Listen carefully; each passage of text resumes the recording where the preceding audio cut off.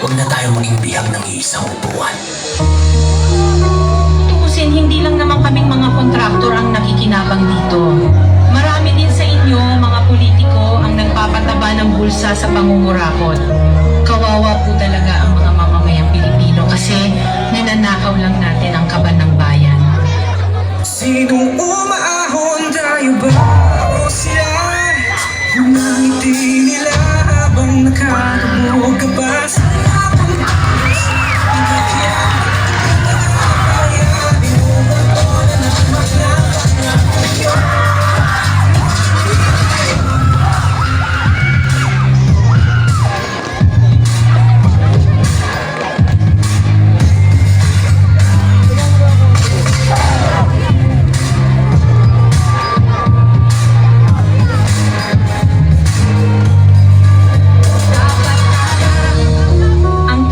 Hati-hati yan mula sa pinakamataas hanggang sa mga nasa gilid lang ng sistema.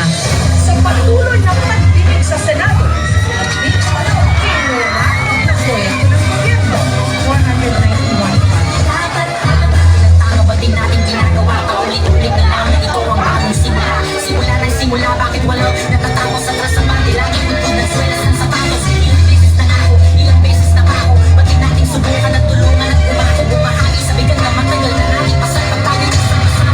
Ay wala na sabi mga anak ang unang pag-ibigin ng tanging nakatataw. Namayanan sa malota, huwag na tayong magpakutol na sa ating at kapangyarihan. Huwag tayong magkumiko.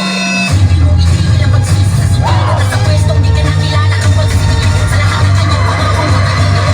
At hindi tayo kumbinsido, huwag na natin dapat na. Huwag ninyong ipakita sa publiko na malinis kayo dahil sa bawat proyekto may kapalit na porsyento para sa inyong mga opisina. Tingnan ninyo rin ang mga pangalan na nakaupo ngayon at lalo na sa mismong mga nagpapalakad ng gobyerno.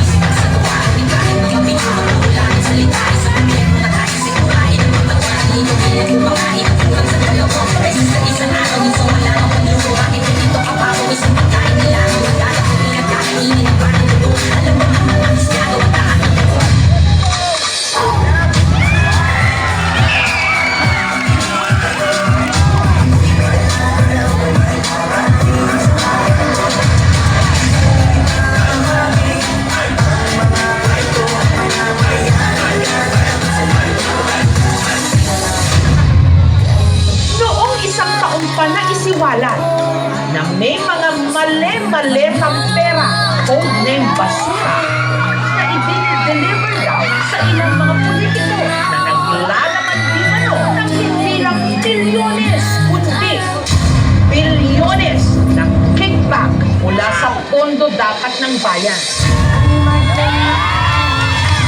Nakakapagod ng maging mahirap.